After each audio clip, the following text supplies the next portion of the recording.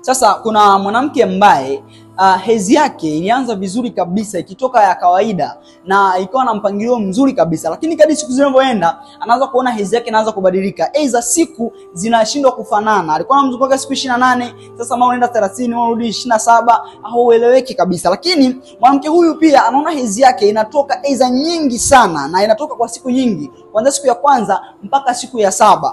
Lakini kuna mwanamke huyu ambaye hedhi yake inavyotoka inakuwa na mabonge au ile siku ya 3 au ya 4 anaanza kuona kama vimabonge ambavyo vinafanana kama maini vidogo sana.